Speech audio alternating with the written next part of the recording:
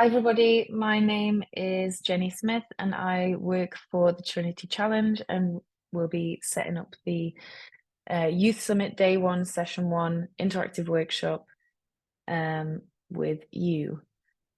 If you have any questions, please pop them into the Q&A function and we will get to those throughout the day. I have a team working in the background with me who are going to be supporting and answering any questions. You can also use the webinar chat function. Please introduce yourself, let us know where you are and what organization you're from so that we can see the spread of organizations from all over the world who have decided to join us today. So I can see the number of attendees slowly creeping up as people log in. I'm unable to answer questions with raised hands function at the minute. So if you could pop your question into the written chat or written Q&A, that would be incredibly helpful. So this morning we'll be starting with a few introductions. I'll have Dame Sally Davies with me this morning, who will be giving us an introduction to the Trinity Challenge and the fantastic work that they've been doing over the last few years. And then we'll be joined by our director. We have some patient stories, and then our partners Black Sands will be doing a masterclass for you on successful campaigning before we move into the workout interactive element of this session. So if our panelists could keep their cameras off, because otherwise they are in view, that would be fantastic. Thank you so much. And as the attendees keep coming in, I will hand over to Dame Sally. I'll turn my camera off and Dame Sally Davies here to introduce the Trinity Challenge. Thanks, Dame Sally. Well, good morning from Cambridge. Hello, everyone, whatever time it is where you are.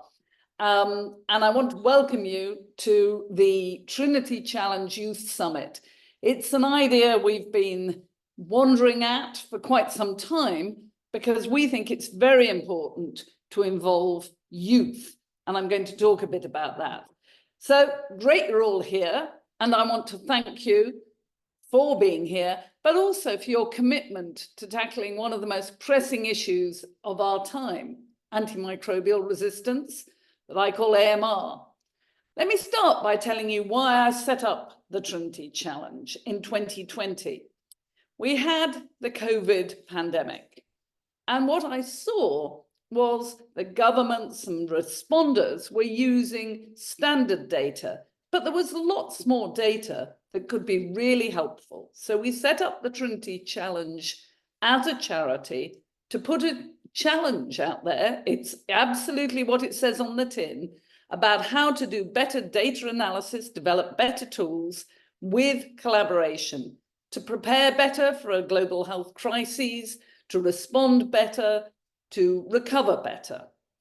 And that's the mission of our charity, to support the creation of data-driven solutions to help protect against global health threats. And this comes from an underlying belief that data holds the key to building effective, affordable, and scalable solutions to health emergencies. And those of you who know me will know that this is what underpinned my request to the British government for the Fleming Fund and why we have now got an extra £220 million for the Fleming Fund. It's based on this belief that data can underpin change and make action happen. But we also need innovation and collaboration to address health threats, and AMR is one of these health threats. So, why AMR? As many of you know already today, in 2024, the antibiotic emergency is speaking increasingly loudly for itself. But we have now got data. We know that 1.3 million people die directly of superbugs, AMR, every year across the world. We know that it's particularly bad in sub-Saharan Africa and Asia. And we know that 5 million people every year die with AMR. That means it's the third most important underlying cause of death after heart disease and stroke. So the Global Burden of Disease, which has published these figures and is updating them at the moment, has absolutely demonstrated the scale of the antibiotic emergency. When you put that beside the fact that over 70% of antibiotics are used in the food chain, you have to worry about food security.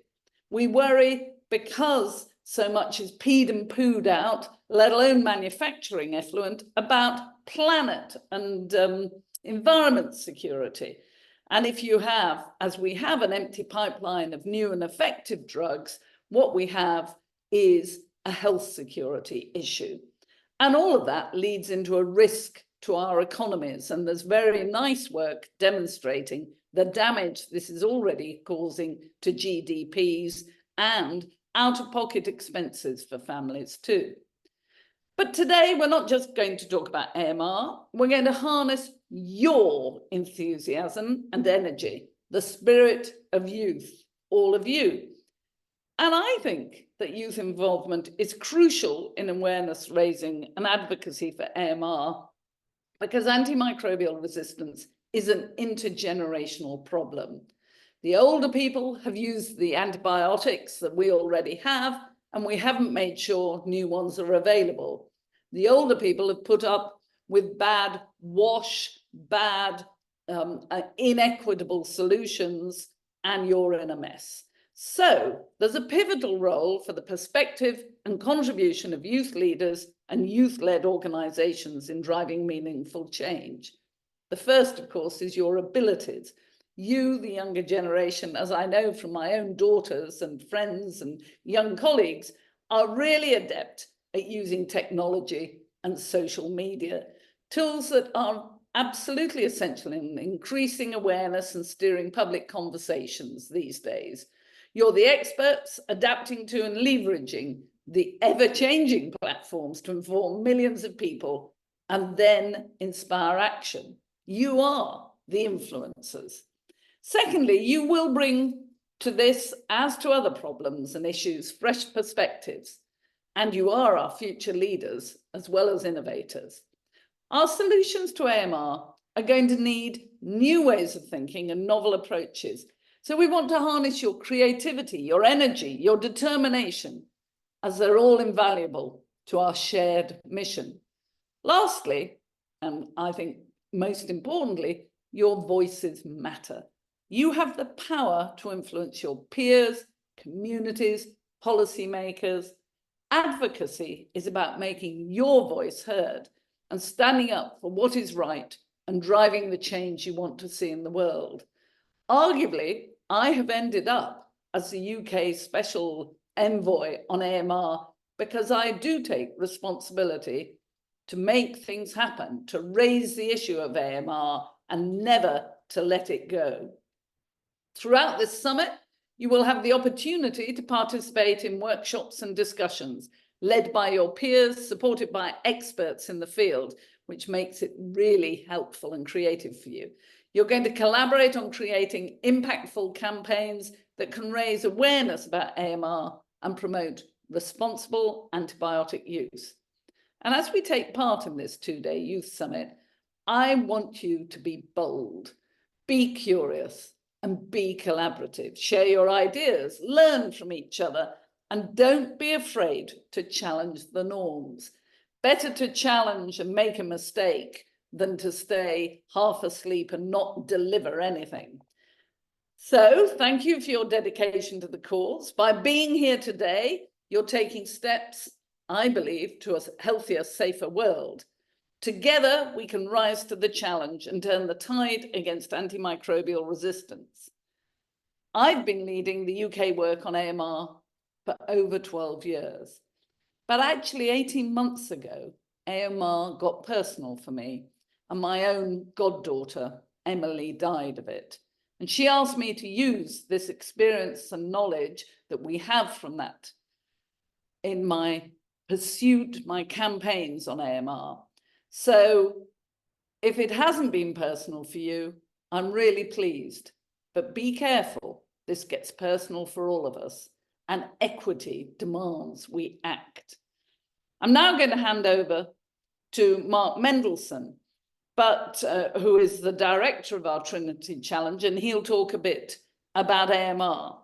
I want to thank you all, but I can't overemphasize the importance of youth advocacy in AMR. So go for it, help us all make a difference and make this meeting a resounding success. Thank you, and over to you, Marc. Good to see you. Thanks very much, Dame Sally. I'm just going to share my screen. I'm really going to sort of emphasize, bring forward some of the themes that Dame Sally has put forward. I hope you can see my screen. So why are we here?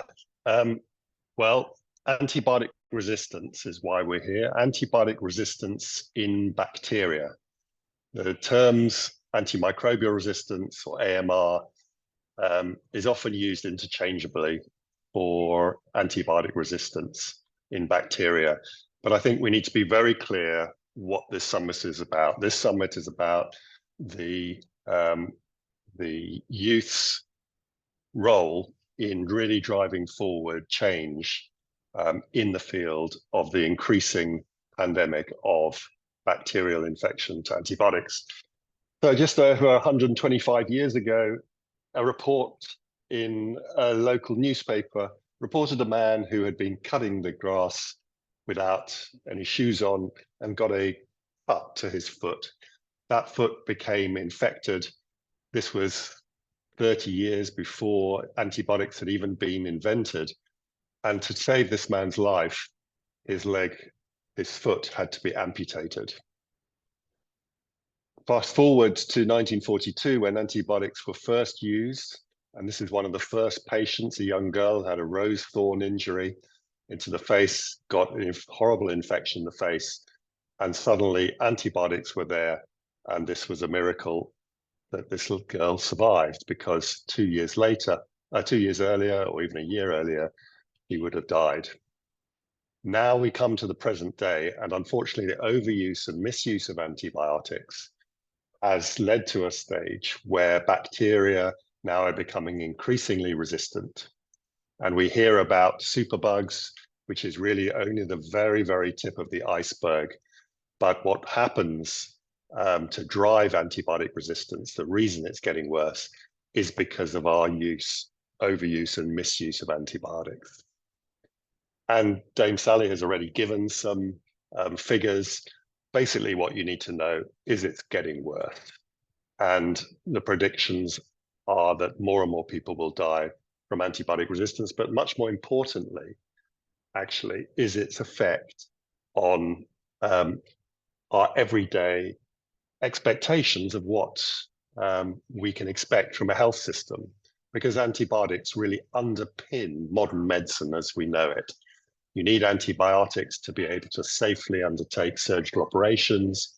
You need antibiotics to support patients whose immune systems are reduced because either of cancer and the drugs that are used for cancer, or patients who have HIV or on immunosuppressing drugs.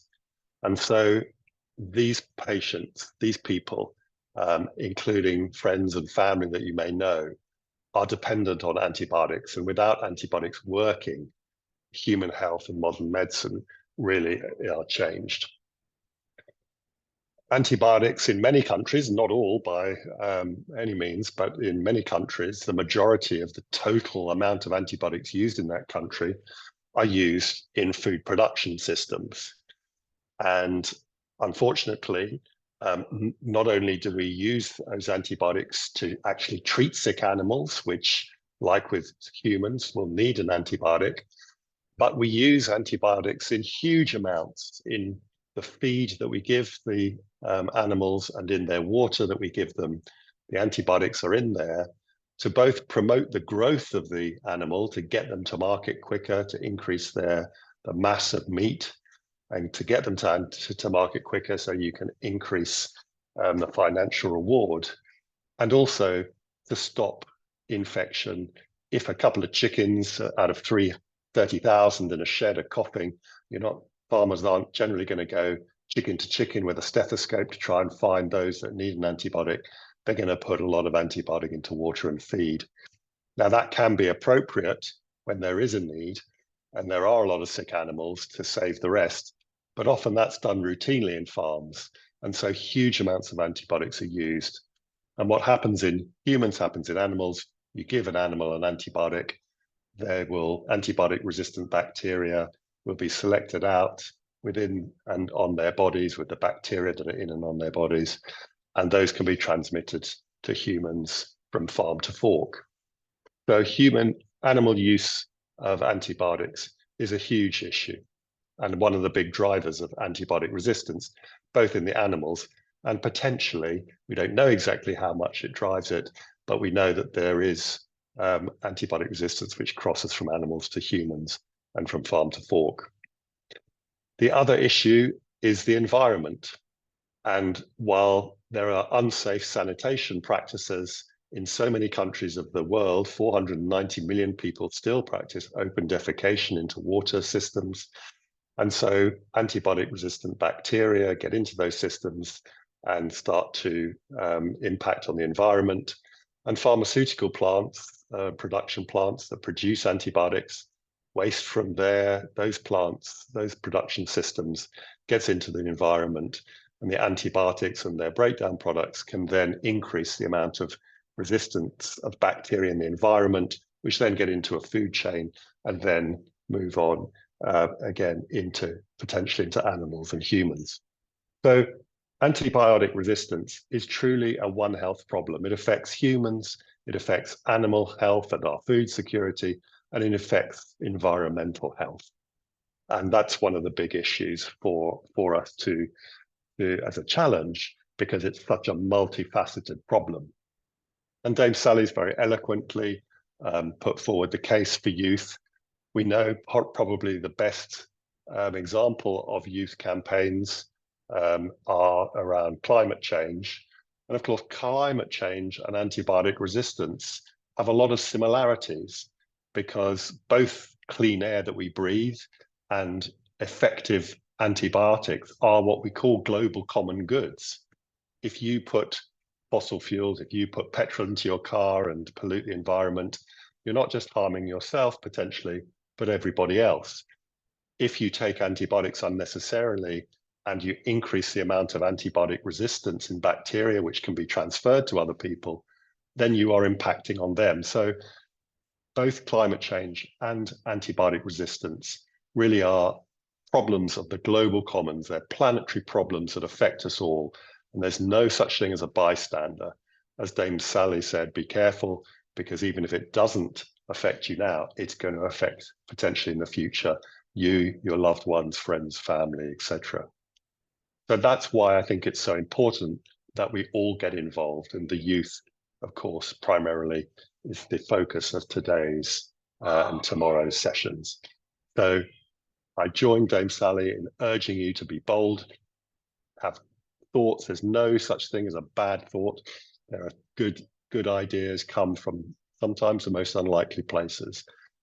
So let's delve into our minds, get those thoughts out, and let's move this whole agenda forward from the youth point of view. Thanks very much.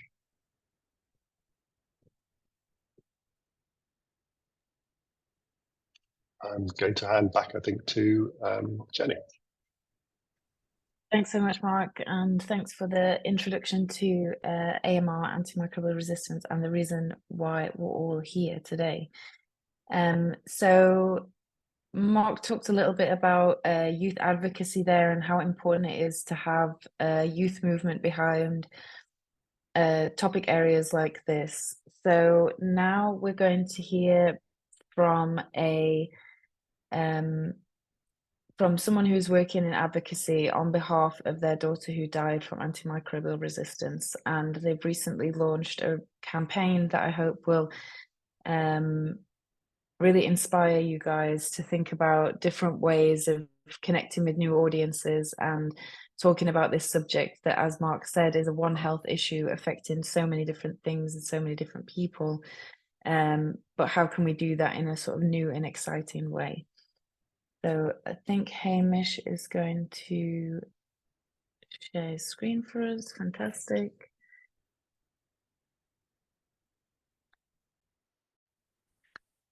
Patient stories remind us that at the core of the AMR crisis are individuals, each with dreams, each with struggles, each with hope that there will be better solutions to combat this global health threat.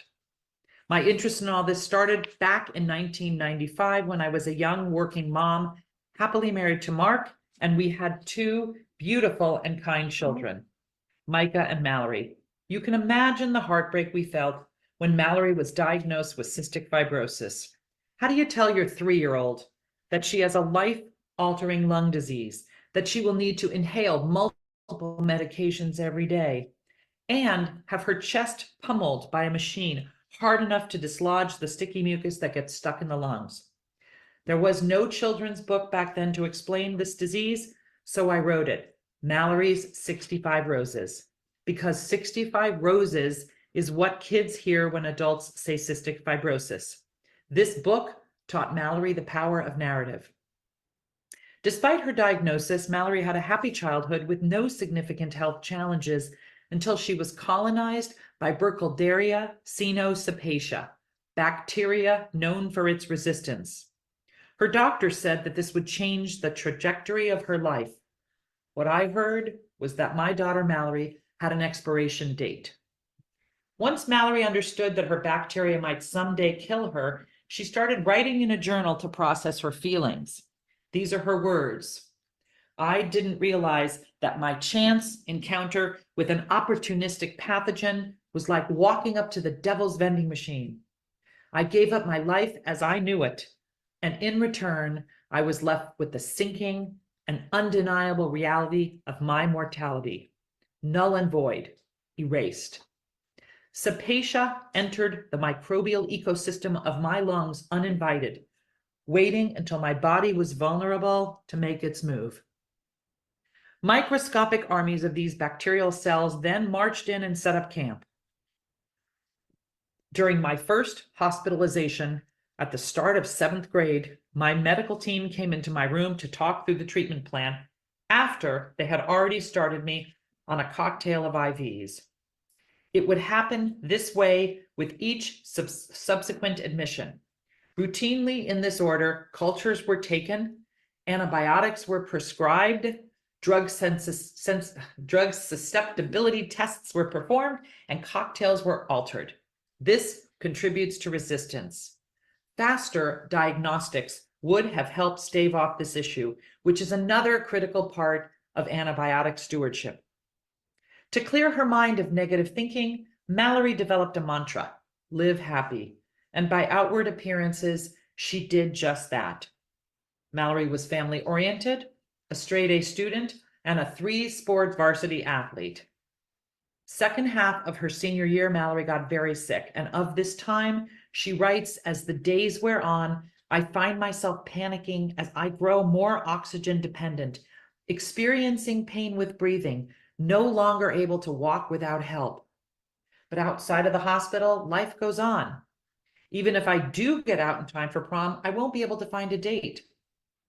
I asked her water polo coach, Rob Bowie, pictured here, to see if he could help. And the next day, Dylan walked in with flowers, which motivated Mallory to work hard to get her strength back. It paid off, and to her surprise, she was voted prom queen. It was an incredible evening until the after party when some idiot threw a smoke bomb into the venue. Mallory's throat started to burn. Her lungs were searing. Her eyes and her nose were watering. And then hemoptysis, when the airways bleed. Mallory writes of this experience, each time it happens, I wonder if this will be the time when the blood spilling up my lungs and out my mouth isn't just a scare, but the final, swift, deadly bullet.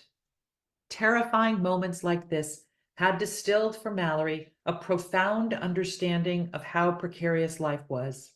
It's why she felt the need to document everything, to collect the wisps, the threads of her untidy happenings. These are her words.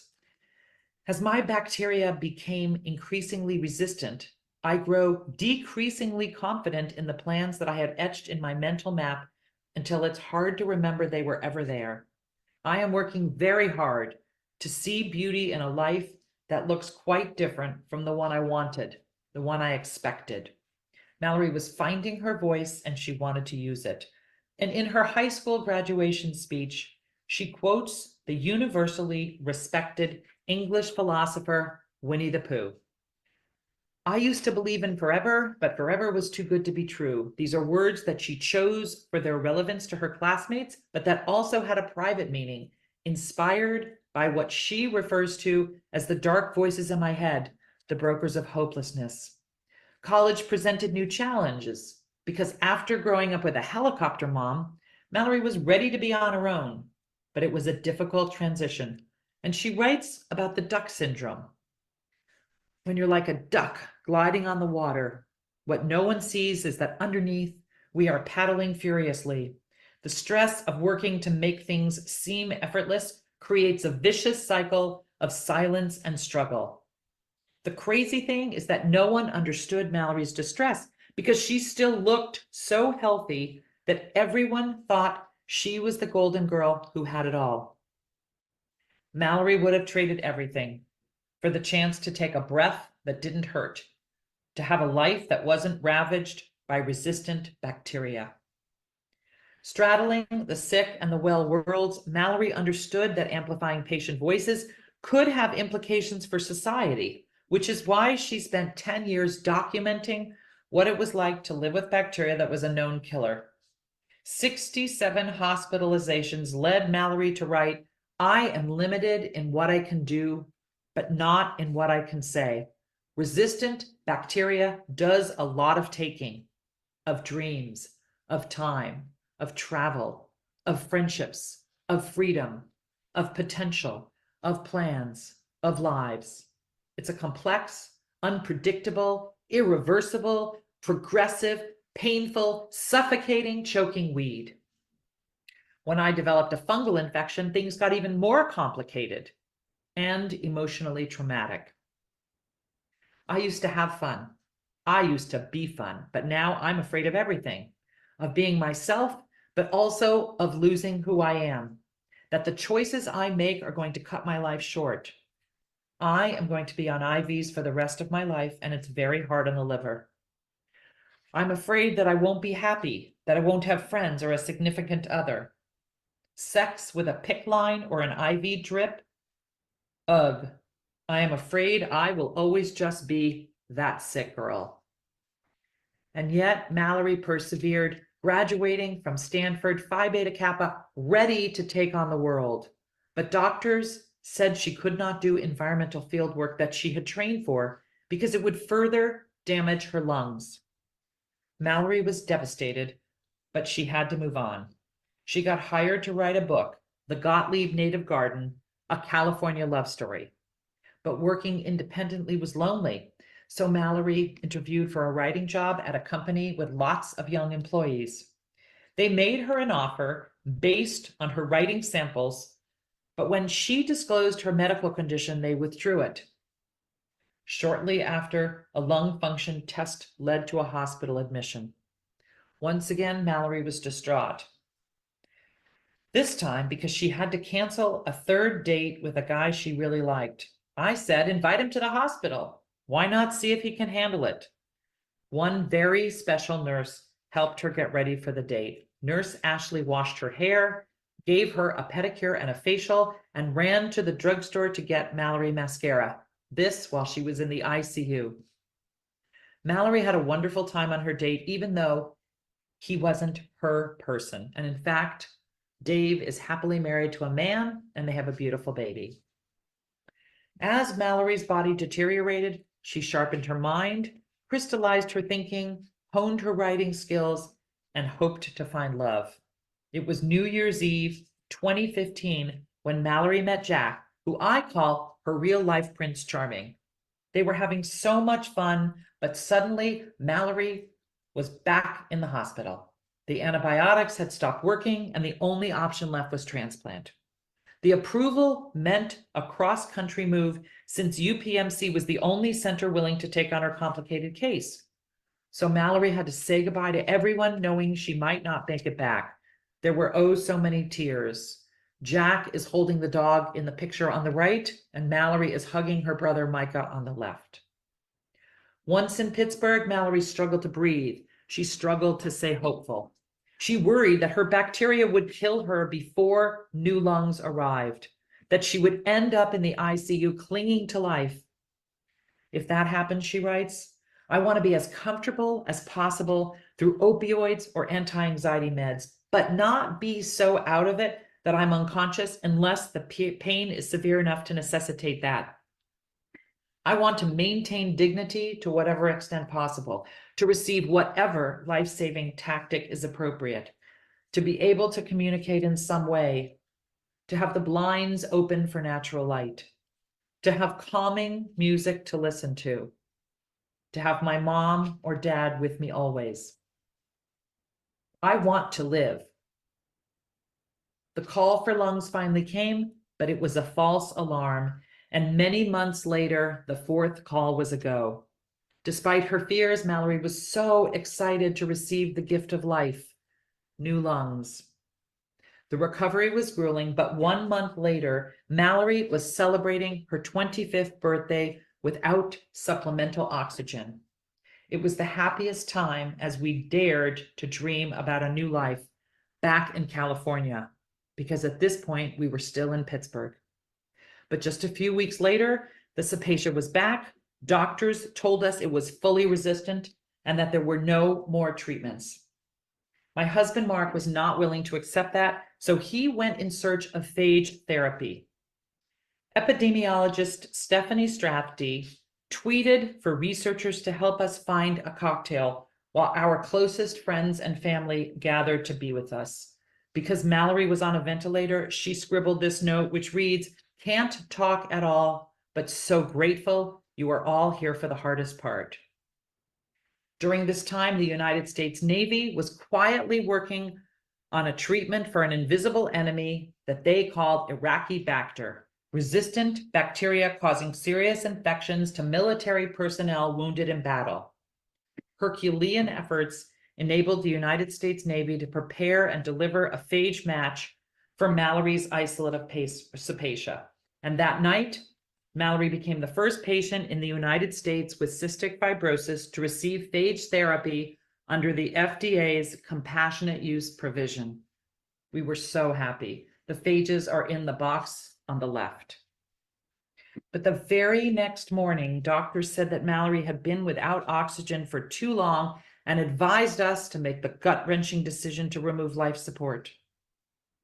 Saying goodbye to Mallory was impossible. But then the autopsy report came back, revealing that the phages had started to work. Mallory just didn't get them in time.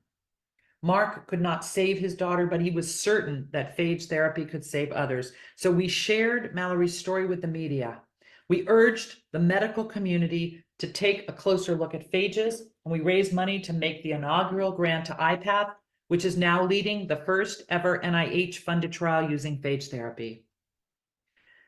During this time, Marc went dipping for phages in a sewage treatment with the Yale team working on this, while I worked with Random House to have Mallory's writings published posthumously as Salt in My Soul. All of this led to the documentary of the same name. Was it fate, or was it divine intervention when the largest study to date about superbugs was published in The Lancet on the very same day the New York Times referred to Salt in My Soul as an awareness-raising tool about the possibilities of bacteriophages? And then Forbes writer Judy Stone penned the headline, "Poignant Film Calls Attention to the Need for Phages for Antibiotic Resistance." When medicine and media align, there is an opportunity to amplify the message, to educate a broader audience, and to mobilize public and political will towards actionable change. Mallory gives voice to those battling against resistant bacteria and fungal infections. And since she isn't here to use it, I do so on her behalf every chance I get. At medical schools, conferences, corporations, community events, Capitol Hill, the White House, the UK, Australia, the European Commission, and NATO. To date, I have given almost 300 talks. What's shocking is that most of the time I speak to people who have never heard of AMR, or if they have heard of it, they don't understand what it stands for. My theory is that it's because they are confused by what I call the alphabet soup of acronyms we use.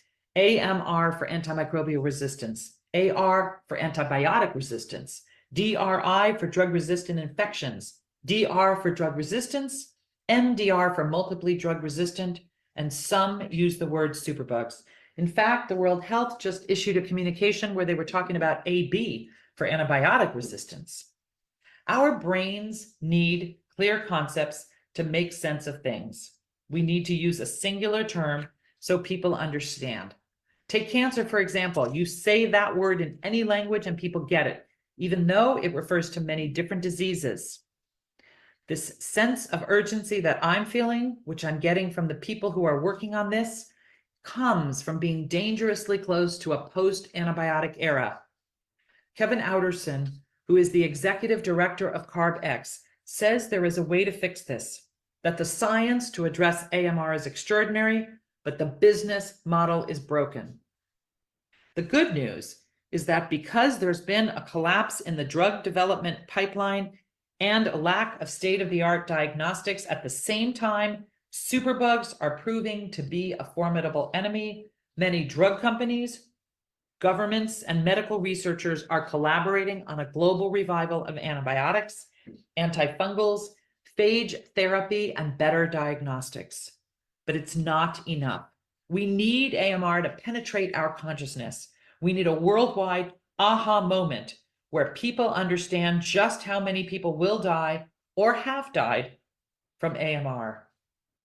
To a patient like Mallory with a superbug, to the parent of a child suffering from resistant bacteria, to a healthcare provider trying to save the life of someone with AMR, there is nothing more important than finding treatments that will work against resistant bacteria. We need faster diagnostics, antibiotic stewardship, and phage therapy. Mallory was only 12 when AMR came for her and derailed her life. She had so much to live for. There is a human death toll to the dearth of effective treatments and the dearth of targeted diagnostics that could help us preserve the current drugs in our arsenal. We think of lifespan in terms of human life, but antibiotics also have a lifespan, which is why we need to be more careful with how we deploy them. I had my aha moment after speaking at the National Amputee Coalition Conference.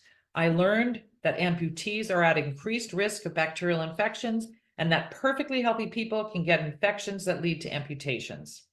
Take Tori Kinnaman, a gymnast at Duke University who contracted a superbug in the athletic setting and almost lost her life. And then there's Katie Granger, a perfectly healthy woman who got sepsis from a simple cut and had to have her legs and her fingertips amputated. It's clear that no one is safe. As we mourn the many millions who have died or will die from AMR, it's important to think about patients and their stories as a way to raise awareness, because there's so much that can be learned through the voices and experiences of people living with and dying from AMR, more so than through the details of a particular strain of bacteria. They are as diverse as they are misunderstood. Dr. Dominique Monet, who runs the AMR department at the European CDC, says that we need to educate the next generation about AMR to inspire future innovators to contribute to desperately needed solutions. To that end, Random House published an adaptation of Salt in My Soul called Diary of a Dying Girl, with a clear focus on the physical and mental health challenges of living with AMR. They call it an eye-opening exploration of a global public health crisis told through the voice of a high school and then college student in language they can understand and relate to. It was the inspiration for the global AMR Diary Project, collective storytelling to shift perspectives and shape policy, because we need to gather the stories of patients, families, healthcare professionals, and researchers that will underscore the urgencies of this crisis. And then we need to present these stories to those who can make the desperately needed changes.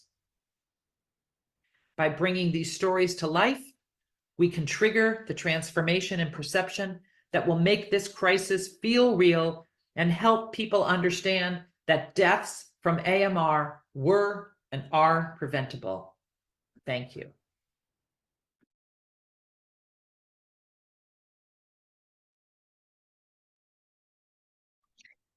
Thanks to Diane Shader-Smith for sharing her story on how AMR has affected her family and how young people around the world can also be affected by AMR. We see the risks surrounding AMR, and patient stories really bring those risks to life. We know that the WHO has recently launched a campaign on patient stories, and it's had a huge impact. And I think that finding those stories and bringing them to life in whatever format or whatever topic area is incredibly important. So today we're on day one of the Youth Summit, and we have Rachel Bloodworth here with us, who is from Black Sands, our partners in organising this event. Before I hand over to Rachel to give you a short workshop on successful campaigning, I just want to give a brief outline of the Youth Summit. Today is really about focusing on the co-design of a global awareness raising campaign. We know that so many fantastic projects and wonderful ideas are already being worked on across the world on AMR in your organizations and in organizations that you work with. We really want to harness that energy and use it in order to create something that is really authentic and co-designed with young people, so that is then easily adoptable and adaptable to the different areas around the world. On day 2 of the Youth Summit, we'll be given an outline of our competition that is available to deliver the winning campaign, and the funding opportunities that come along with that. As Marc previously said, there are no bad ideas, and we really welcome all of your thoughts. Draw on your experience, bring your expertise and your knowledge, and just have fun with the campaign workshop with Rachel. I will put a hashtag that we're using, hashtag TTC Youth. If you're tweeting about this or you want to share any thoughts or information on it, then please use the hashtag so that we can track how far this has gone. I will now hand over to Rachel to kick us off. Thanks, Rachel. Thank you, Jenny, and what an incredible moving start to the session today. I'm just going to share my screen.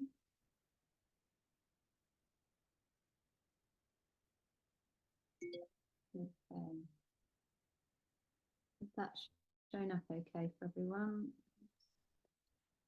Yeah, that's perfect. Excellent. Okay, so thank you, Jenny, for the introduction. I'm Rachel Bloodworth, co-founder at Black Sands Communications. We're a small communications consultancy focused on the positive impact space. We work on a range of issues from climate to nature and health. And prior to our consultancy, both Liz, my business partner, and I worked for many, many years in communications and campaigning at WWF, the World Wildlife Fund. So I'm going to talk to you briefly now about the stages of designing and planning a campaign. First of all, we'll look at designing a campaign, which is going to help you really get started on your AMR or antibiotic resistance campaigning journey, and help you kick off and unlock what you want to campaign on. And this section on designing the campaign is what we will also run through in our breakout rooms with your facilitators to get started on that campaign design that Jenny mentioned. So We've mapped 4 stages to this phase of design. Sorry, starting- Rachel. Yeah. If you could just move a little bit closer to the microphone, I think people are struggling to hear you a little bit, but that should be fine then. Is that a bit better there? Sound check? Yeah, perfect. Thanks. Excellent. So there's 4 stages to the campaign design stage. First of all, looking at the change and identifying the change you want to see in the world, then exploring who has the power to make that change, so which audiences you need to target.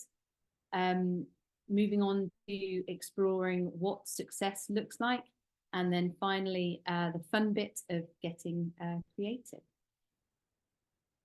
So starting with the change that we want to see in the world, we have suggested 3 stages of helping to uncover this. First of all, really brainstorming and thinking about which part of the crisis you want your campaign activity to address. So really thinking about the exact bit of the problem that you want to solve. Moving from there, we explore the causes of the problem and then what effects these have. So for example, you might identify the problem that you want to solve with your campaigning as the need to raise awareness of the overuse of antibiotics in farming. The causes that sit behind that are the demand for factory farming and the need for cheap meat, and likely a lack of policy regulation sitting behind both of those. And the result, the effects of that, is the overuse of antibiotics in the food chain, leading to resistance. So when you're looking at the problem, it's unpacking the areas that sit behind it as well. Moving on from there, we like to explore who can help to create the change you need to see or influence that change to be made. We have popped on here a very basic power mapping exercise that can help you to identify which audiences are going to be most effective for you to target. So those audiences that would end up in the top right-hand corner here of having the most influence and the most support for your objective are those that are going to be the most effective and efficient for you to target.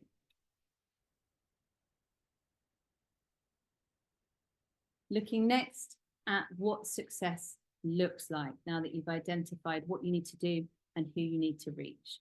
So for this part of the exercise, we suggest really stepping back and putting yourself forward in time, fast forward 18 months, 24 months, 36 months, and really think about how you will know that you've been successful.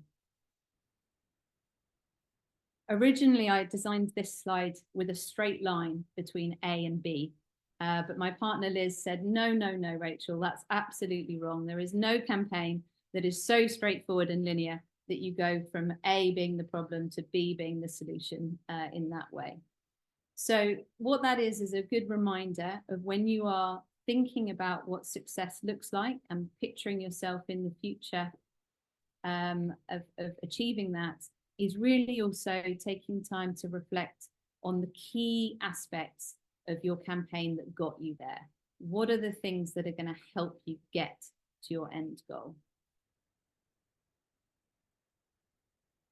Once you have that, as mentioned, it's time for the fun bit of getting creative, and echoing what has been already said to us by Marc and Dame Sally, encouraging us to really think as boldly as possible. There really is no time to lose, and we really have a huge challenge of bringing this issue up the ranks of global awareness.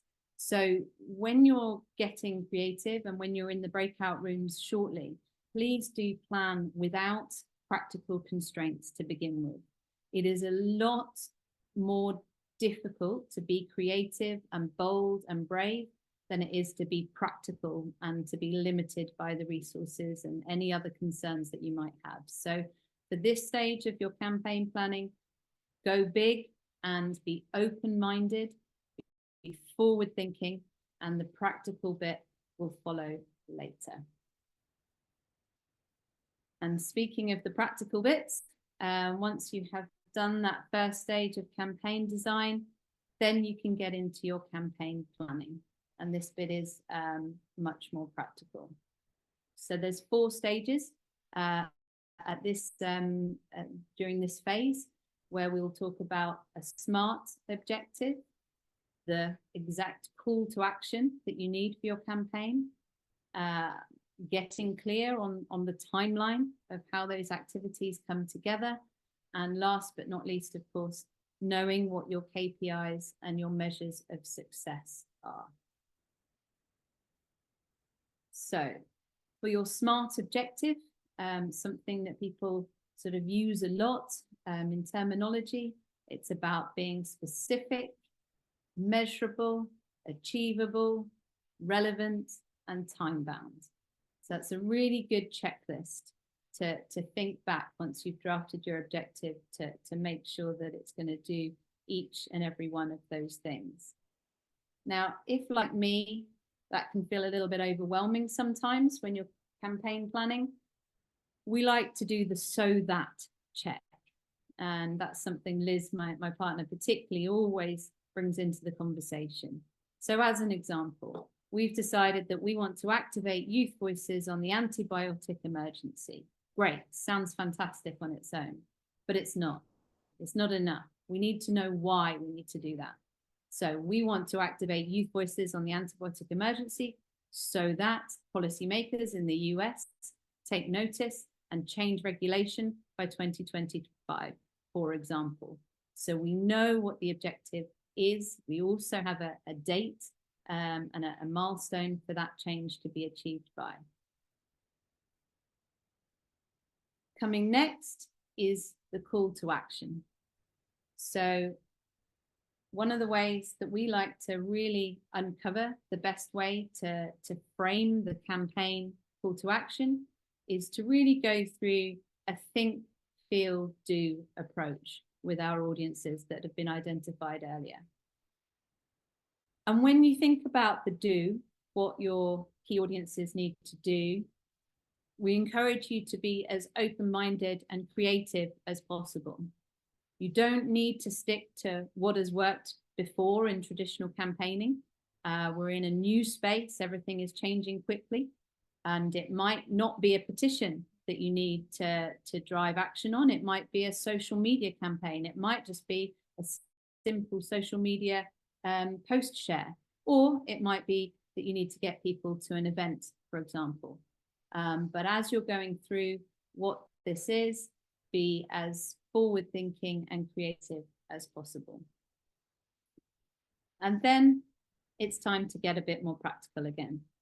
So when you're setting your milestones, we encourage you to think about your internal phase of planning, which is really important to make sure that your campaign will be targeted and that it will have the impact that you need it to. It can be very tempting to jump straight to the external side of the planning here and get to your CTA, your call to action. But actually you need to map out all the stages that I've just talked you through there.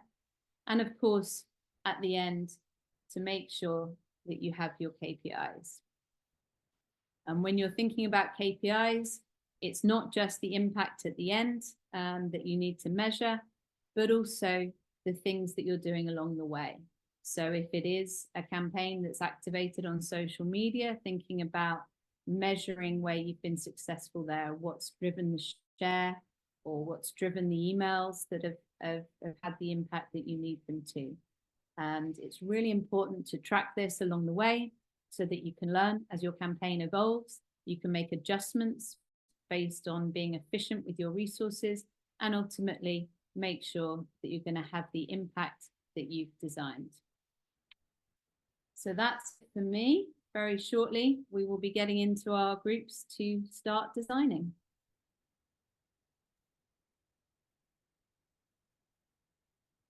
Thanks so much, Rachel. If you have the link to those slides, it might be useful to share them with our groups, our facilitators, so that people can just be reminded of the focus as they're going through the sessions.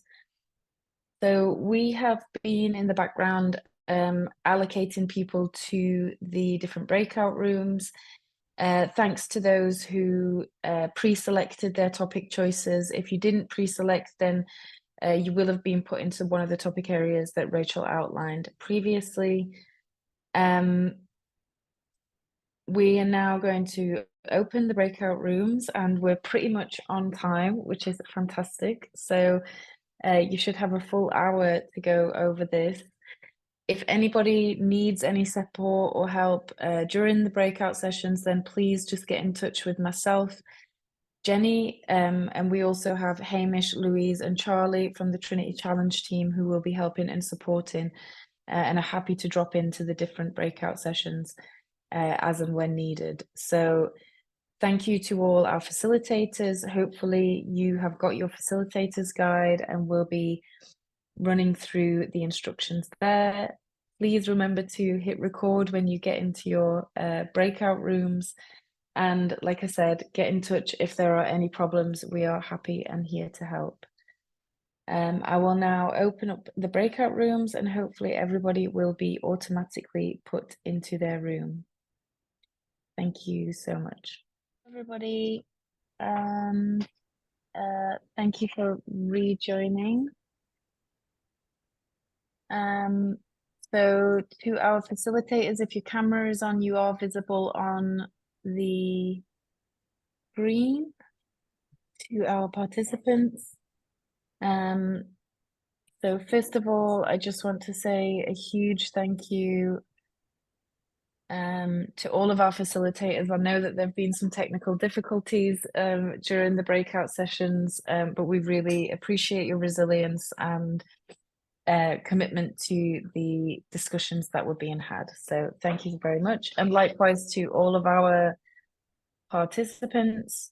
Thank you for joining us and taking the time to share your ideas and experiences and thoughts on these campaign options. So now we are going to have some feedback from our facilitators. And I will be working from the top group down to the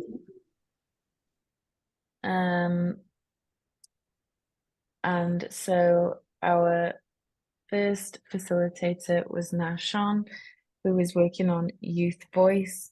If you're able to share your screen and show the Miro board, then that would be fantastic, Nashan. But we understand that that might not be possible. But if you are able to feedback as to what your group was discussing and sort of the main points that were raised during the session, that would be fantastic.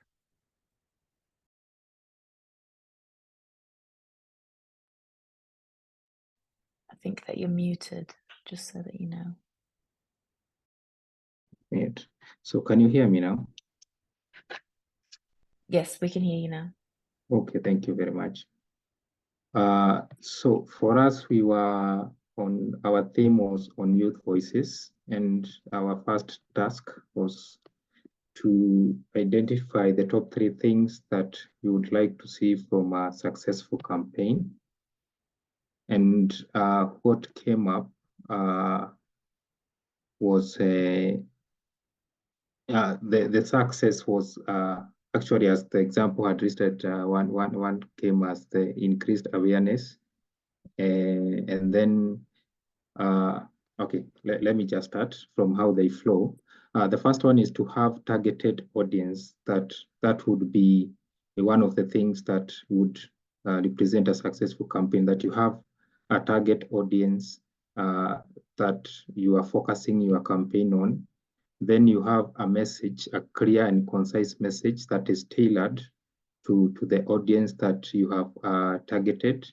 And then the final one is that the audience has been able to understand the message in which, in this case, we are talking about messages on antimicrobial resistance. and they have been able to have increased awareness and understand what they are supposed to do and what AMR itself is. Then on the second topic, on who has the power to create or influence change. So we identified 3 top change influencers as policymakers, social media influencers, and university students. Then we went on to the third topic or the third task. Here we were checking how we can reach and influence the 3 audiences that we had, that we agreed on. And we talked about having social media, using social media platforms. And the social media platforms would target policymakers, those who reach university students and influencers. So basically the 3. Then the second one was having events and conferences such as scientific conferences, which would also target policymakers and university students. Then the final one was mainstream media, where we were targeting the policymakers. Then we moved on to, okay, sorry, I'm scrolling my mirror board. Just a minute. On the 4th task, on how we can develop the idea. And basically we just put together the responses from the 3 tasks that were there. And I still see my members are still populating. And the idea, one of the ideas that was fronted was using creative art such as poetry, music, dance, drama to create AMR awareness that's specific to different audiences. Another idea was the use of social media to raise awareness and influence change. And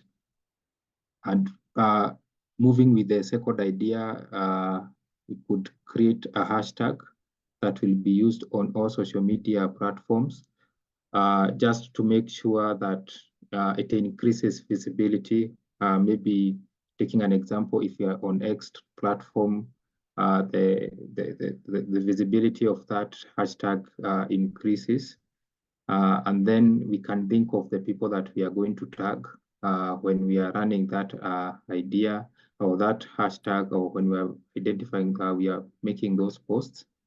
Then we can think of maybe art that we can incorporate, such as video or even photos that have messages on AMR, and then the period that campaign or online campaign that will run. And then we have dedicated people who are making sure that every day that the campaign, the online campaign is moving on. So those are just an example of one of the campaigns that we highlighted and we developed. Thank you very much, Jenny. Thank you so much for the feedback and for delivering the session for us. And yes, lots of fantastic ideas coming out about how to use the youth voice and engage the youth voice on AMR. So our second topic area was Youth Voice 2. It was a popular topic area in the pre-selected topics. So I will invite Taek to come and talk about their Miro board. Just as a reminder to all of our audience members, after we've had the feedback, you will be voting on which one of these is your favorite topic area and which one you would like to take through to day 2 to develop further, and for then the seed funding opportunity to be available to deliver that campaign. So really try and listen to what the feedback is and what our facilitators are explaining, so that you have a good idea of which one you would like to vote for in the voting session. Taek, are you there? Yep. All right. Fantastic. Let me share my screen so that we all can see the Miro board. All right. First off, we started off very simple. We talked about, what we would like to see from a successful campaign, what kind of campaigns we saw, and what did those successful campaigns do. And so, as we kind of studied campaigns, our participants wrote down some of their own experiences. Um, and so, what was very insightful about this breakout room was that we had a lot of we had a lot of experience engaging with the youth. We had a lot of experience when promoting AMR. And it's really important because this whole summit is really for the youth, and it is to gain awareness and to create campaigns that are based on AMR. And it was really exciting to see that our participants have experience in these different areas. And on the task two, so this is where ideas start to brew. This is where we were able to kind of target who we want to who our target audience, essentially, who has the power to create or influence change. And so originally we had around 3 or 4 people. One was inactive, one dropped out in the middle. So unfortunately, we have 2.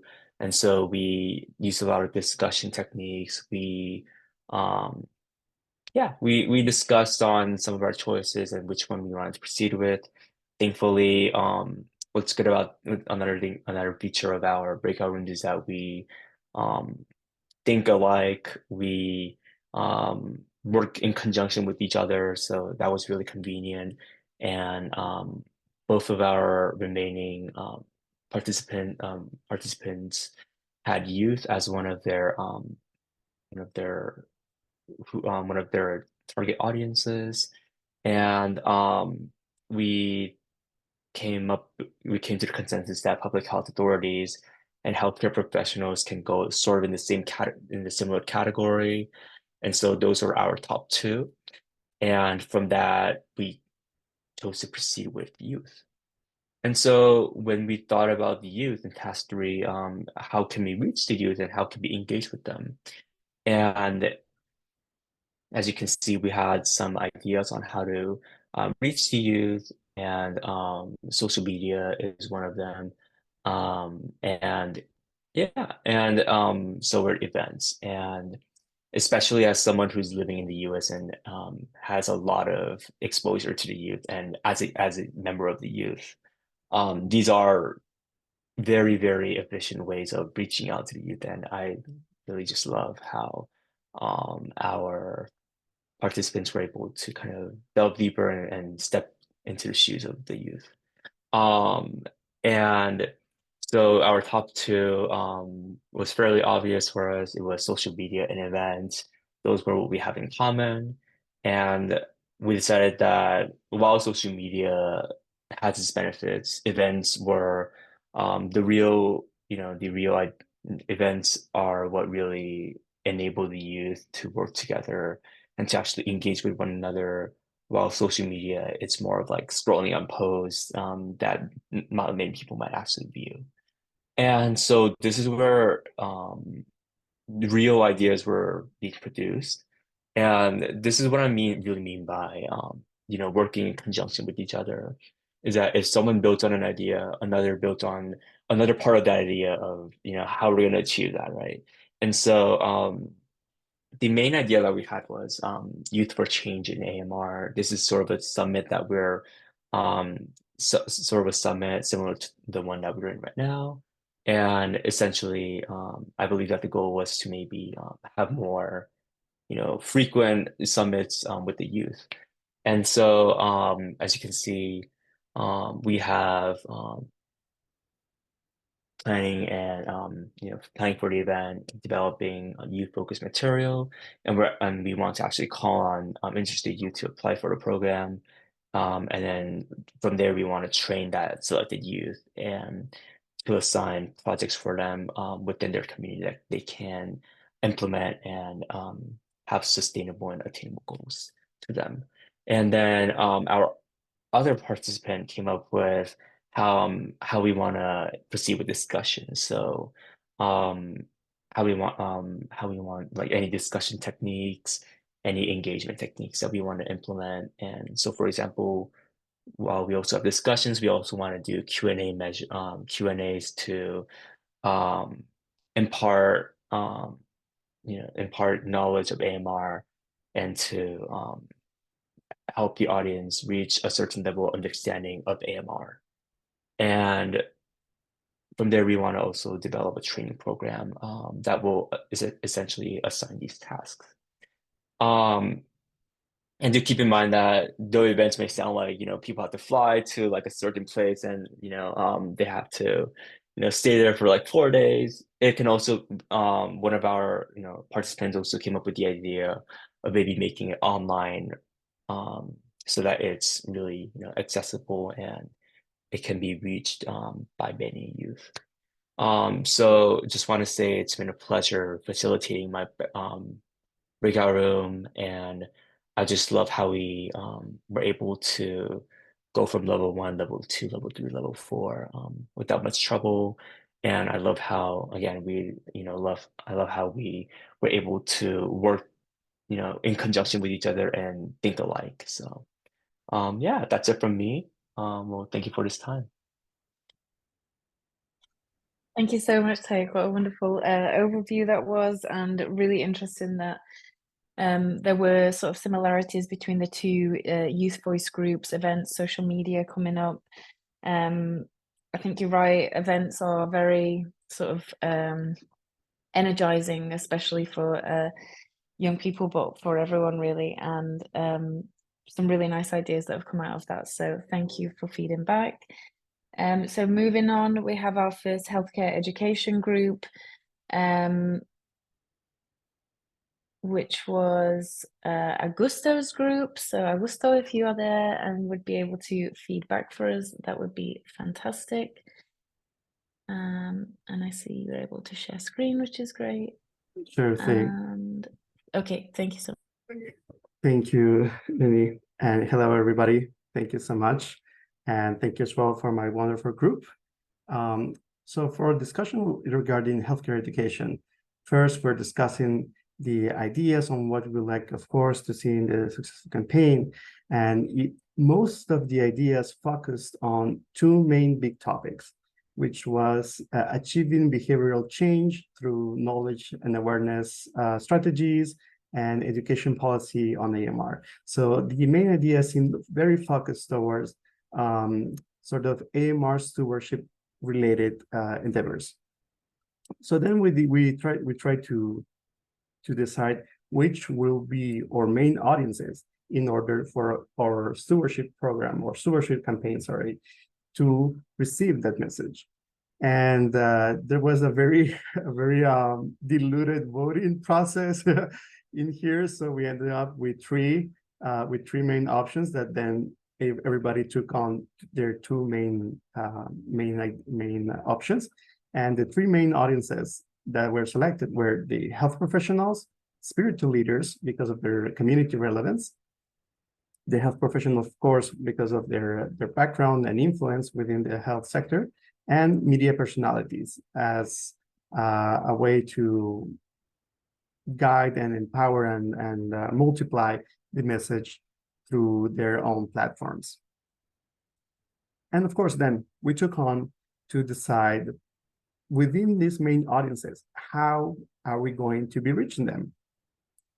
How is our AMR stewardship campaign be reaching these audiences?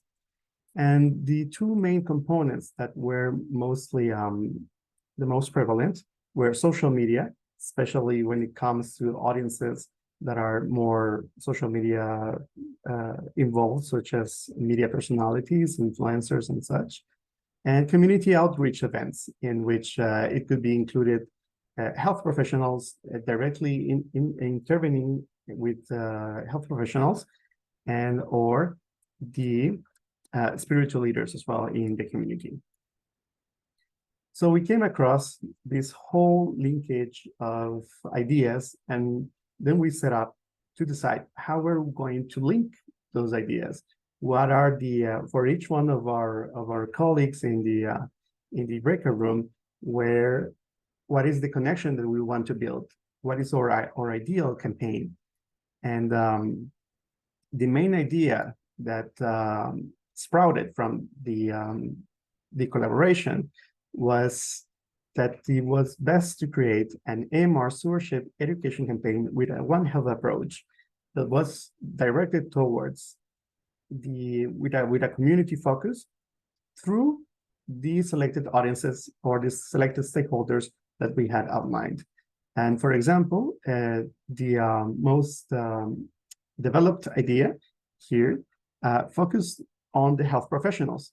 For example, to include or make use of nursing research clubs and integrate them into this community outreach efforts in order to develop a relationship with them and try to establish this program. And as well, of course, to do activities, especially when it comes to very project management, like to try to do a scoping review of what the resources will be necessary in order to achieve this impact, and of course to gather those resources, and also connecting as well with healthcare professionals, with key health professionals that could also empower the work within this circle or network of healthcare professionals, in order to empower them as well within with education on AMR, for them to then replicate or transmit this information to the or end goal, which will be the community or the widespread community or all their patients and such. So again, thank you very much for all of our participants in the breakout room, and this has been the development of our breakout room. Thank you so much. Thank you so much, Augusto, and brilliant feedback. Really loved the inclusion of spiritual leaders and the community focus that your group brought to the healthcare education. I think that there's a lot of focus on primary and secondary care, but I think that community care and the influence that they have over their own communities can be very, very strong. So thank you so much for leading on that discussion.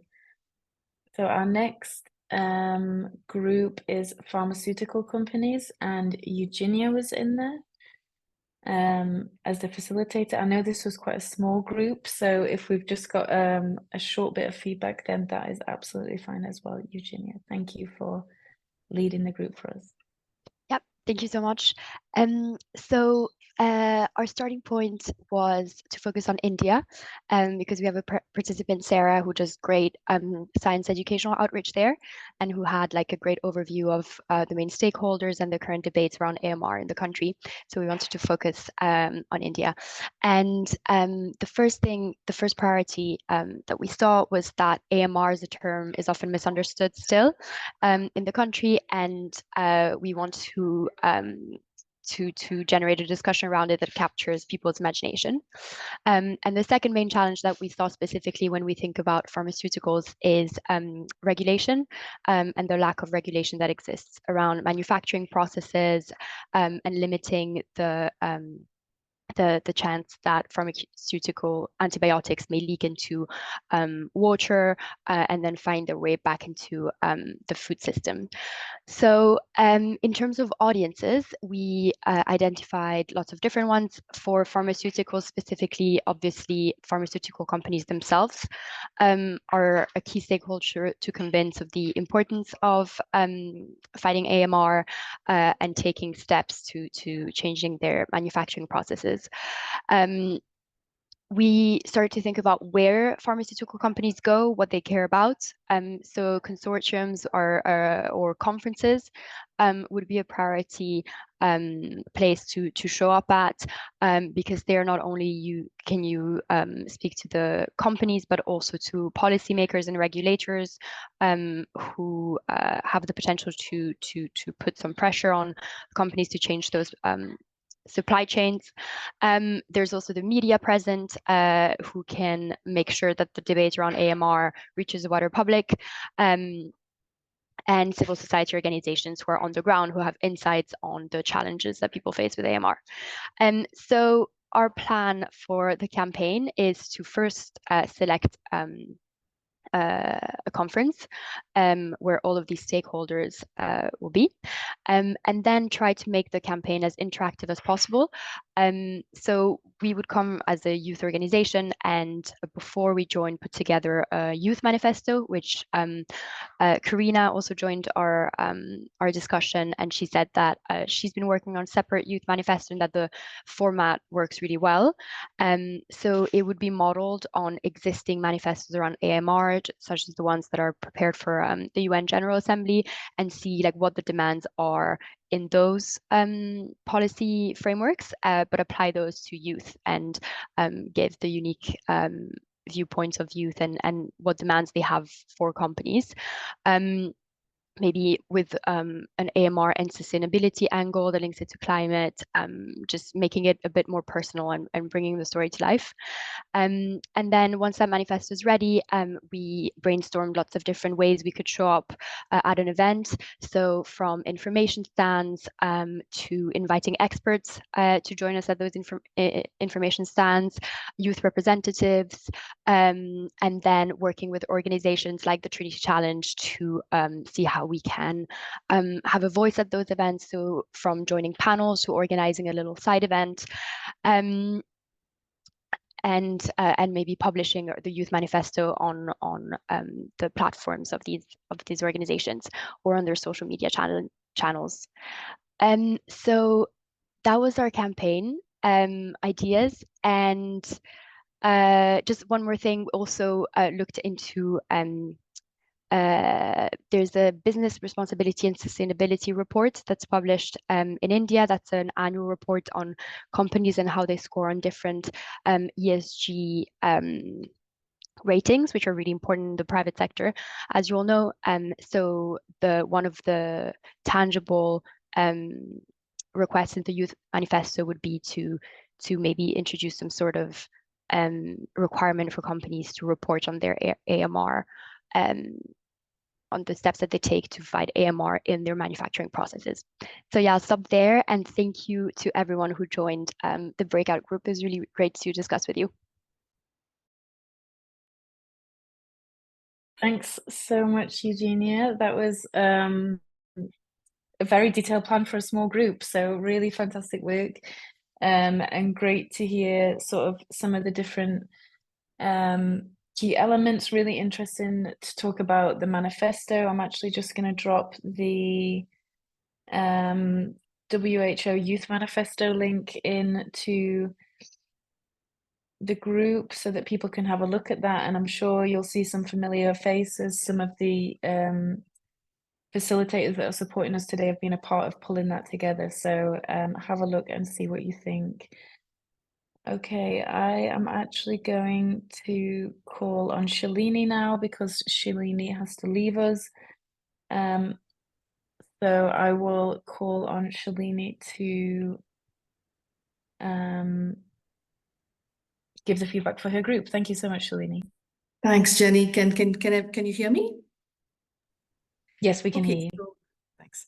Before I start, I'd just like to say a huge thanks to my group. They were amazing. I mean, I had to type really fast to keep up with their ideas. So really, thank you.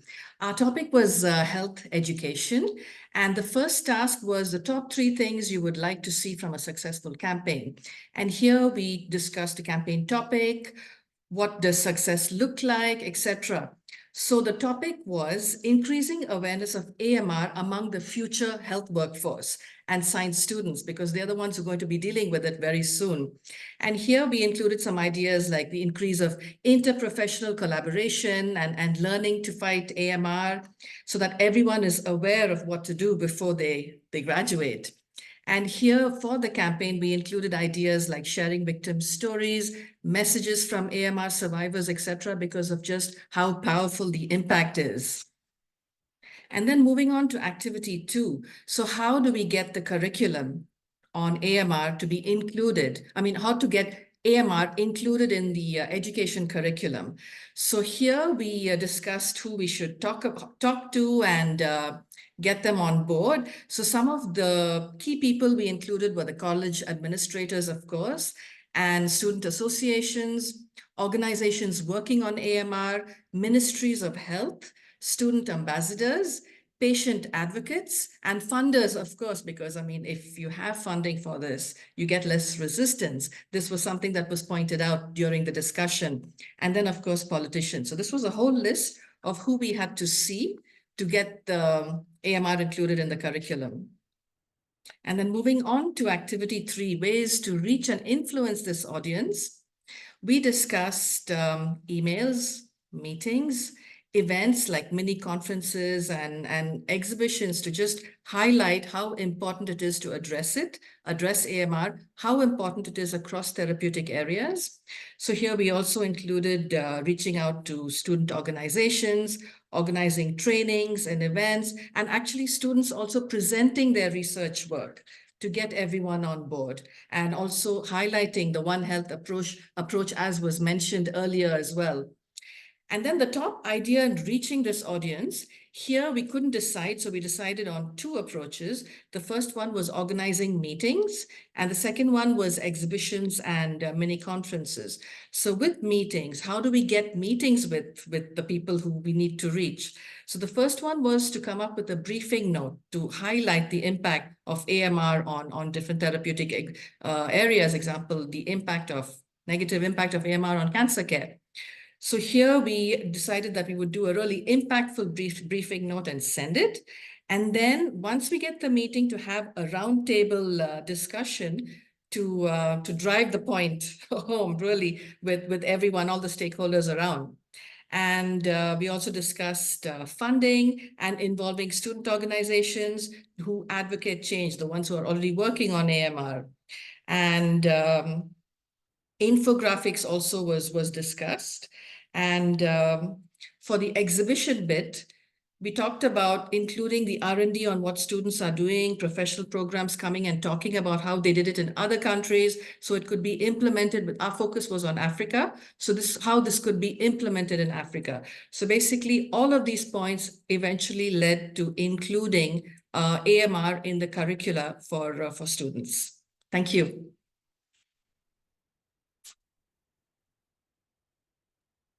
Fantastic. Thanks so much, Shalini. A really interesting overview. And again, just bringing in all those different stakeholders is key to making sure that this is not just a One Health approach, but a full system approach. So our next session was facilitated by Rachel. So Rachel, if you want to come in and talk to us about what happened in the farming and agriculture session. Thanks.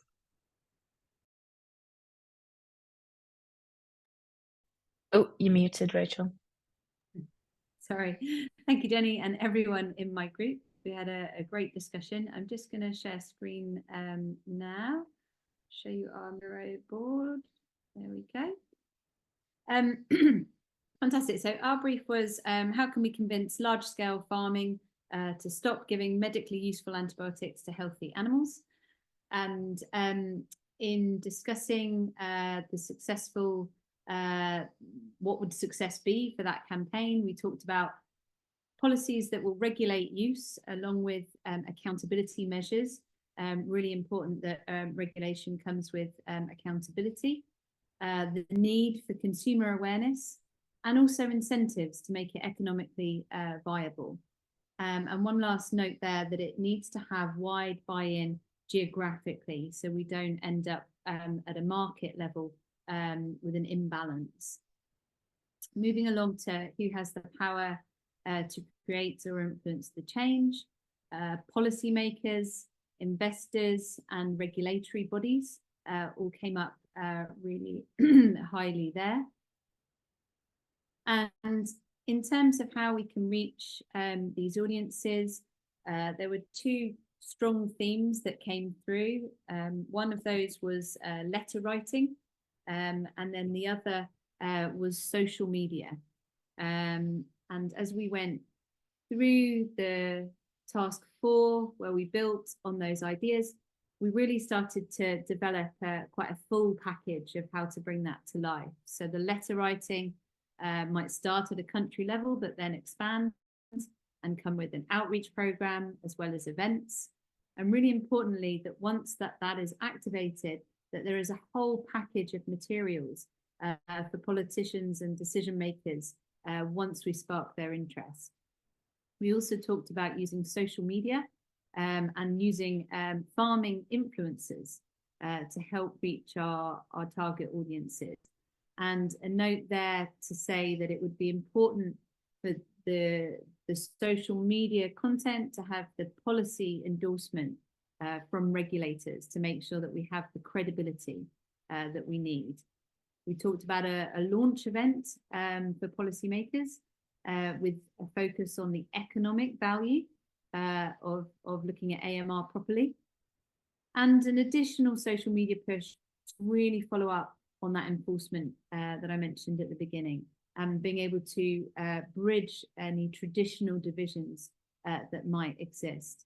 And just a really important note on the discussion from our group, that there has to be due consideration on the issue in developing countries where the amount of the issues are so different. If you're talking about 1 meal a day or enough water for farming animals, how you build in the AMR discussion on top in the right way needs to be really fully thought through. But a massive thank you to everyone in my group.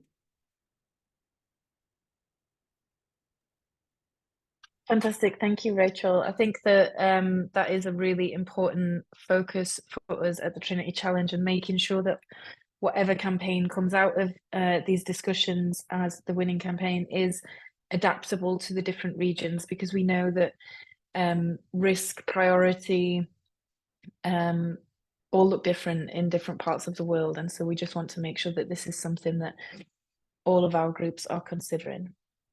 Okay, the next group was with Professor Marc Mendelson, our director, and they were looking at restaurants. Marc, if you want to feedback. Thanks very much, and really thanks to Jimmy, Stephen, Goga and Kahinde for all the fabulous inputs. We had a lot of struggles, technical tech, so we were continuously on the back foot, and so they did an amazing job even so. Our remit was, our campaign was to build a convincing campaign so that national and international restaurant chains would commit to policies for responsible antibiotic use in the food chains. And the most, the top 3 things I think that we wanted to see was to create awareness about the importance of antibiotic use in food, really a lot about AMR advocacy, and involve policymakers, professionals and all stakeholders in implementing the campaign. When we thought about who had the power to change or influence or create change, there were some great ideas in general. I mean, from public health officials, ministers of agriculture and food, and ministers of health, the consumers themselves, restaurant goers, would be a very powerful body to influence change. And then the big bodies such as the World Association of Animal Health and the Food and Agriculture organizations, and both restaurant stakeholders, shareholders, and the people that work in restaurants as people who had power to create change. How would we influence the audience? There were lots of great ideas. We came down particularly on the use of storytelling and the use of social media, particularly TikTok and X, but there were ideas to build television and radio campaigns, open letters and petitions to the ministers that we had identified. And in terms of our final task about how sort of developing the idea, in the terms of the storytelling, it was about how to identify a target audience that could influence the issues of restaurant use of antibiotics, how you build an identity of the story, inspire the action, and create and disseminate the story. In terms of the TikTok X and media campaigns, it was thinking about relevant postings, introducing your target audience to the issues around AMR and food. Goga felt we should run a competition on SOMI and award a prize, get people interested, and really bringing on board consumers to join the movement and social impact campaigns. So I think had we had more time, we could have potentially crystallized our thoughts a bit even further. But really, again, thanks to Jimmy, Stephen, Goga, and Kahinde for really their great work. Thanks very much. Thanks so much, Marc, and really interesting there that you've identified a whole new stakeholder audience. You know, a lot of these discussions have talked about policymakers and health officials and ministers, but I think like the consumer being a powerful stakeholder in storytelling and in the sort of push for change is a really interesting one. So yeah, thank you to the group and thank you to everyone who took part there. Moving on to our next group, we have got Karina, who was the facilitator of growing the movement. Again, I know this was a small group, so thank you to Karina for facilitating that. Karina, if you want to come on camera and do the feedback for your group, that would be fantastic. Hi, sure. Hi, everybody. So it's gonna be quite short for me, unfortunately, as Jenny just mentioned, you know, we had a very small group, so our ideas were a bit broad, but to just jump right into it. So my topic was growing the movement. So the first task was, what are the top 3 things we would like to see from a successful campaign? And we had, you know, the major goal being like to leave a positive impact on society. And by doing this, we would want to have an increased knowledge on the drivers of resistance and the ways in which we can mitigate these drivers, in addition to raising awareness among the population itself. And in order to do this, we thought one of the greatest things that we can do is also to collect various scientific information, all the facts, and you know, kind of disperse this through various social media networks and help to raise the awareness of AMR. And basically kind of moving on to our second task, what is it that we've been looking at? Who has power to create or influence change? You know, we kind of saw in earlier of this webinar, like we saw a lot of stories and stuff being shared, and we thought, you know, persons who have been experiencing different health issues or have been experiencing the effects of AMR and sharing their stories are actually very influential. So those persons are really important when it comes to sharing, you know, about AMR and what is it that we can do and to raise awareness in this way. In addition to persons of that higher level, the politicians, ministers who can actually talk a bit about it more and try to influence the population. Of course, the medical professionals are always important when it comes to doing this. And basically, that's kind of what we've had for that. With regards to how we can reach and influence the audience, events just like this one, virtual and in-person events, social media is always a big one. TikTok being the most popular social media platform at this time. And we can also do things like newsletters. There's still people who love to get these subscription newsletters in their emails. One of the other things that we can also have basically for the raising awareness, like if it is that you're at hospitals and stuff, you have different small short videos, different infographics that are placed at the hospitals for people to come and they would be able to have a read or have a look at it and what's going on. So for our last one, with regards to developing the idea, it was very short because it was just, you know, a couple of us in the room. So basically what is it we intended to do, though it's very broad, have the information collected from various regions. We can do this by doing surveys. After we do the surveys and kind of go through them and so forth, you know, do webinars, do videos, do interviews. That is because we want to gain different perspectives from people, and from there be able to create like a strategic plan as to how we can move forward in combating AMR. So that was what my group had. Thank you so much to who participated. So that is all from me.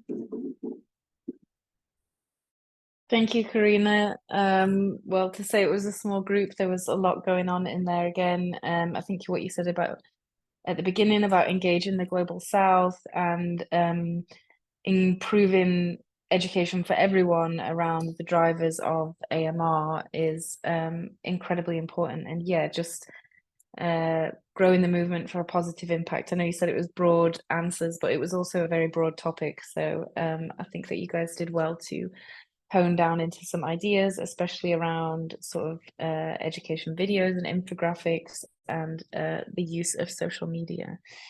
So we have our final group now, which was led by Daniel and which was focused on WASH and schools. Daniel, are you there to give us some feedback? Yeah, hello, hi everyone. I hope you can hear me. Sorry, I'll have to turn off my video because of network coverage as we go on. Maybe once network starts shaking, you can just share with me. Yeah. So our group was looking at WASH in schools. We're not very many, but we tried to have quite some discussion around it. And it took quite an interesting turn, as you'll see. So let me just see whether I can share my screen. And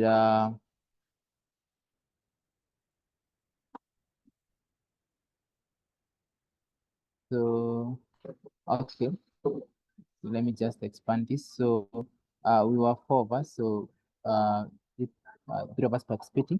And so when we started, we identified 3 priority areas in terms of how do we promote, you know, hand hygiene training, capacity building, and also ensure that we also have the critical infrastructure to ensure that actually, you know, hand hygiene is also able to happen and not just maybe the training going on. So some of the 3 major outcomes that we envisioned, or the 3 key priority areas that we established were, one is how do we ensure that we have acceptability of the program, and in a way that you know, young children not just uptake this information, but also able to replicate this information in their communities. And we also focused on how do we ensure that we have behavior change in hand hygiene and sanitation. As maybe we might have seen during the COVID-19 pandemic, initially we had quite a lot of warm-up to hand hygiene, but then as time moved on, we saw a bit of reluctance in our different facilities. So that was kind of quite important for us to focus on that. And also the third key area that then after some discussions then became a priority area based on the stepwise method that had been offered was how do we promote administration buy-in to ensure that we're able to have sustainability and we have good infrastructural development in the schools to ensure that actually we can be able to have hand hygiene actually taking place. So when we looked at the 3 who are the audience and who is actually able to drive this change in our first objective, which was actually promoting uptake of hand hygiene practices on demand and also ensuring that it's replicated in the in the communities. Teachers played a key role. Also, school management was pointed out also. And also the community also came about, and this was because it's also important for us to also understand the community, even as we train the students, because we might end up training the students without having a very significant context of the community. And then we also looked at issues to do with the students themselves. And then in terms of ensuring that we're able to have behavior change, there was quite an interesting discussion around how, for example, in Africa, you find that some of the schools are actually under different religious settings, whereby you have a lot of schools that are managed by, or even if not managed, they affiliate with certain religions influences. We have a number of healthcare centers around. So the focus was in terms of how do we then bring up, how do we bring these healthcare practitioners into the schools to educate? And the reason was because it might be easier for them to understand and listen to the students, given their position and also how they are placed in the society. And we also looked a bit in terms of also peer learning, where we could have champions within the different schools who can then promote, hand hygiene among their peers. And under the third objective, which we ended up focusing, which actually garnered more support, was how then we lobby the Ministry of Education and other key stakeholders to actually ensure that we're able to have critical infrastructural development. And the reason why we actually came into this was because, we might teach students a lot to do with hand hygiene. By the end of the day, if we do not have the critical infrastructure, if we do not have water catchment facilities, water harvesting facilities in the schools, if we do not have maybe piped water or maybe no mechanisms to access to clean water, then it might be all in vain, and also in the community.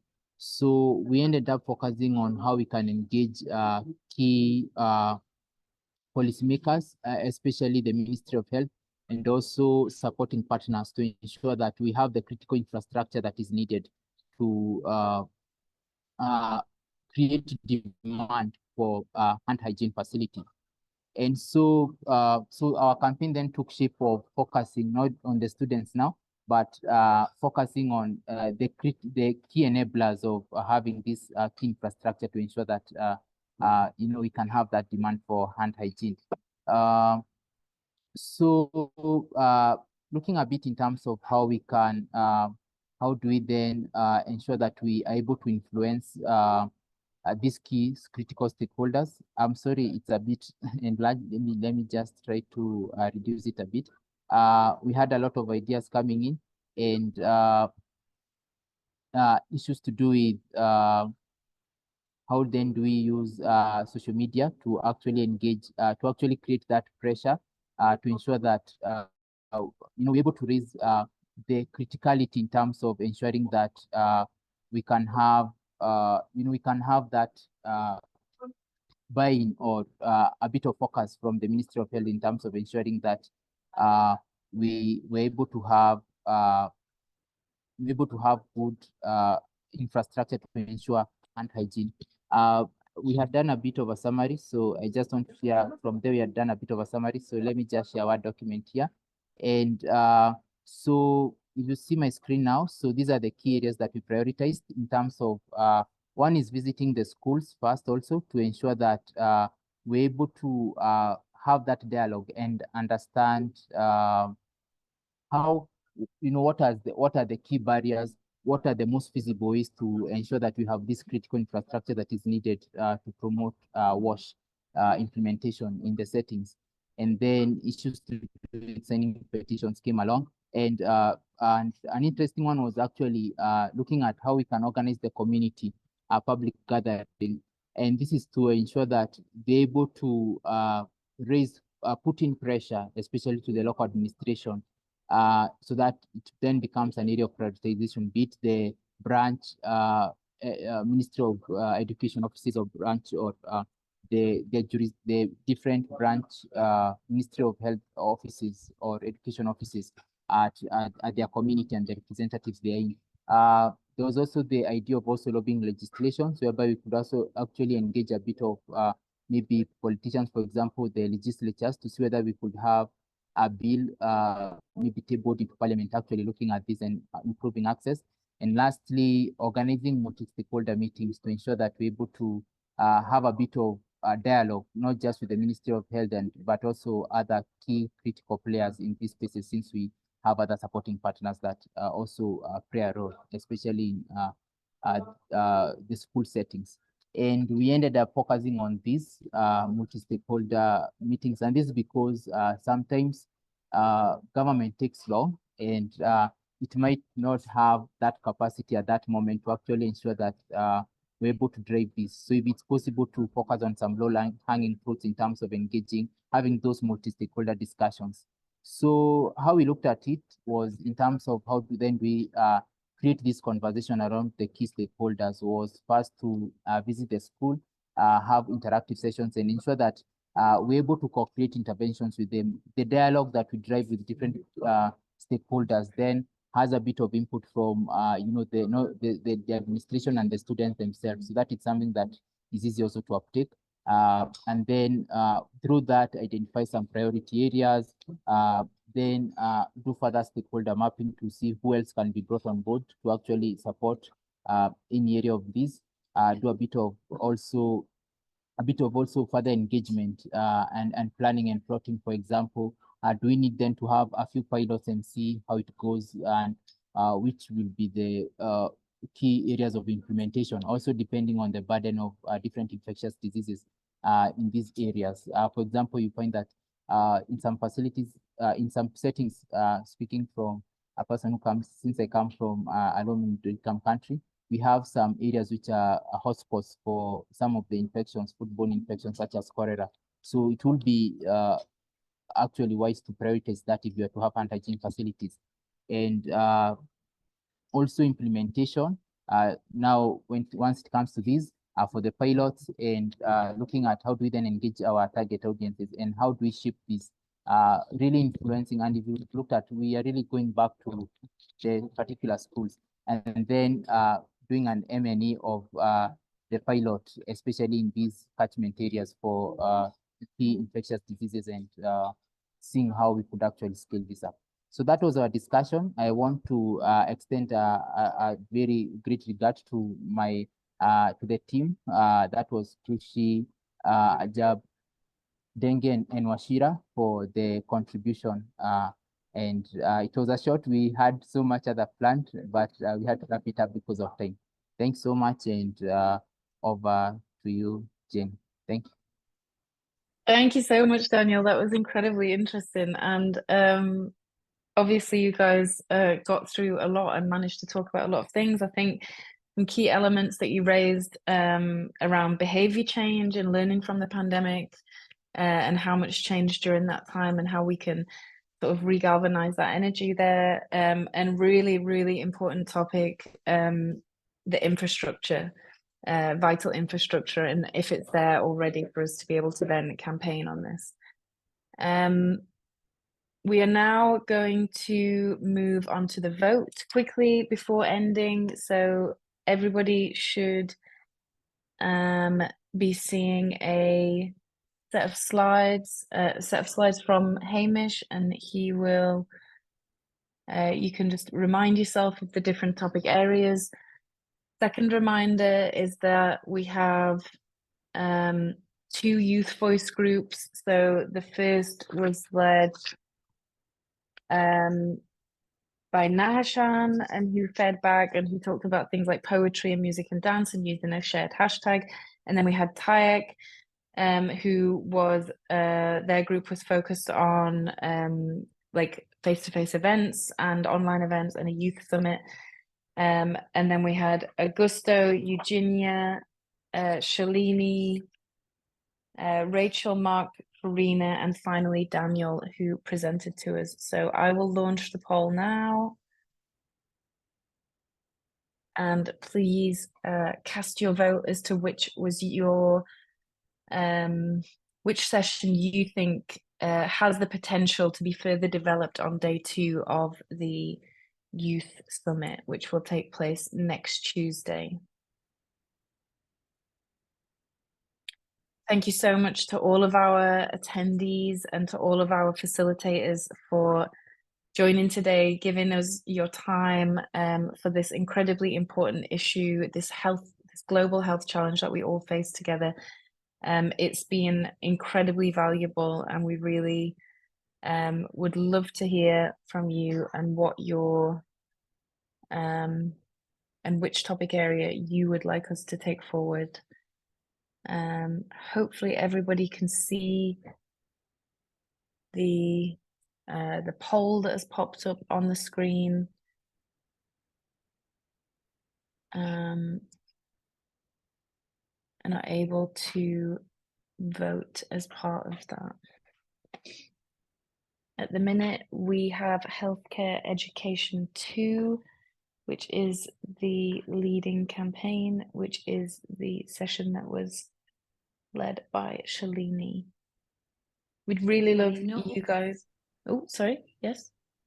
Sorry, Jenny, not all of us can see the poll. Obviously, I'm not voting, but also there's in the chat. Okay.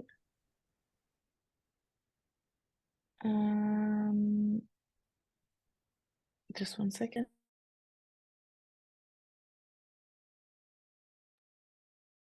Okay, there might be a 3 dots option for people with where it says more, and within that list, polls and quizzes. If you can find it there, that would be fantastic.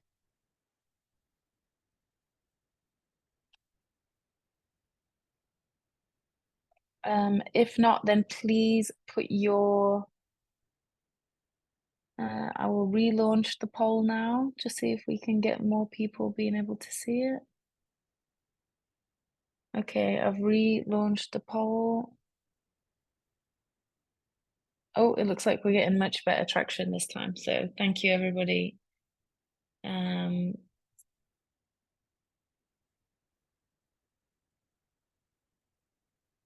I can also put this in the chat, and that will take you to a QR code that will allow you to vote if you're not seeing the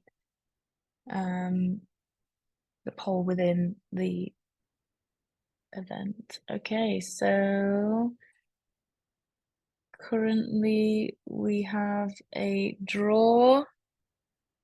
Yes, if you voted in the first poll, unfortunately that was cancelled because we had to relaunch it. So we've had a good amount of participation this time. Hopefully everyone can see it. If not, I did drop a link into the chat which will take you to a QR code that will allow you to vote.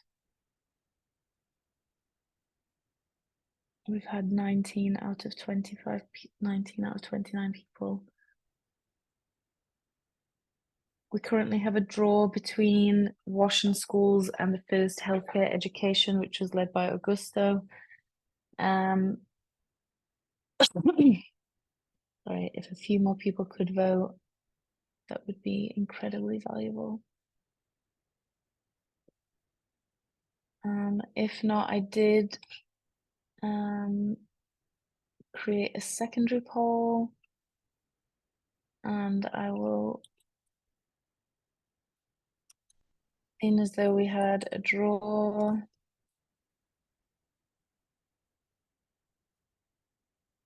I will launch a second poll with just the 2 most popular answers. So please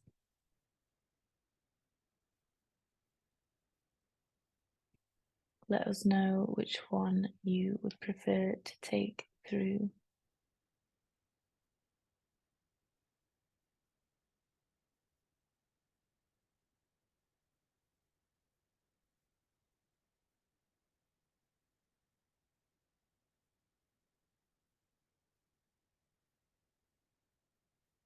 Okay, I know that we have run over by 9 minutes and that some people didn't get the chance to vote. If you would like your voice heard within this vote, then please send me an email and I will add in